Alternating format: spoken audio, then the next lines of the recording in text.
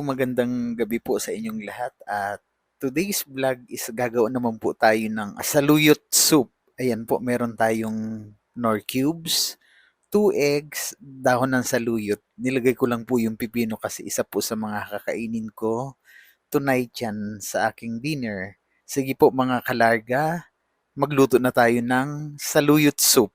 Ito po'y simple lang. Nor cubes po siya pero konti lang ang ilalagay ko.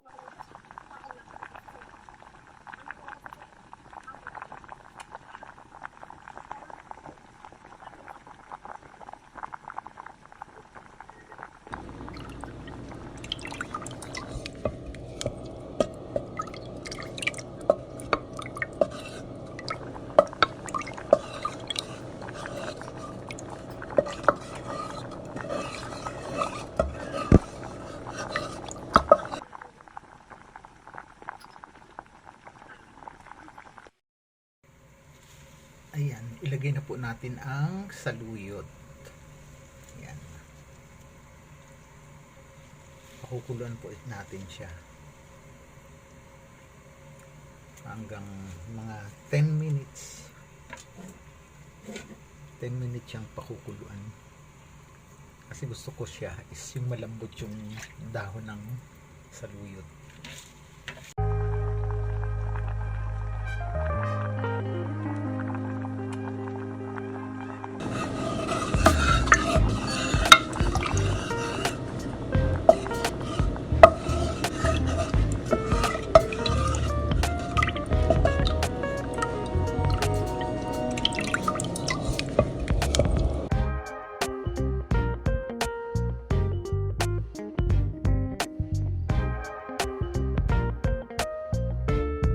A few minutes later.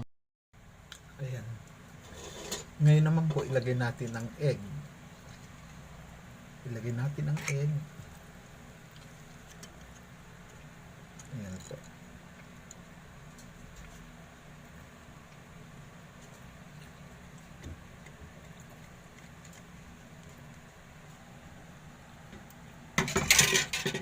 Halo-halo.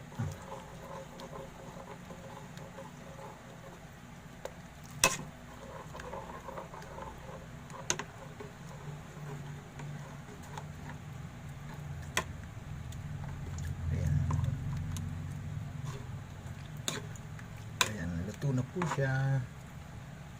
Let's eat. Kain na po tayo. Ayan. Sarap nito. Masustansya pa.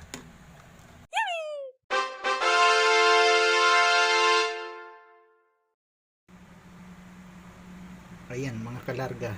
Yan po ang finished product natin. Yan po, yan ang dinner ko for tonight. One slice ng wheat bread. At saka po yung saluyot soup na yan. Ayan. May konting tuna spread ako pero konti lang po ang pinapalamang ko niyan kasi bawal talaga sa akin ang mga may mayonnaise. Matamis po siya. Maraming salamat po at sana po may natutunan kayo dito kahit na konting mga tips about mga gulay na pwede nating lutuin or gawin nating alternate sa iba pa nating pwedeng kainin kung sa gabi na, kasi hindi naman tayo kailangan kumain ng heavy meal sa gabi kasi patulog na rin tayo. Yung Jim's Coffee po na yan, bala ko sanang magkape siguro later on na kasi may sabon na rin yung saluyot soup. Yun po mga kalarga ang aking vlog for tonight at maraming salamat po sa mga nanonood sa mga video na ginagawa ko. Sana po mag-subscribe kayo sa aking channel Migs Larga Vlog. Pindot na rin po yung notification bell para ma-update po kayo sa mga susunod ko pa pong gagawin mga videos. Maraming salamat po at magandang gabi sa inyo lahat.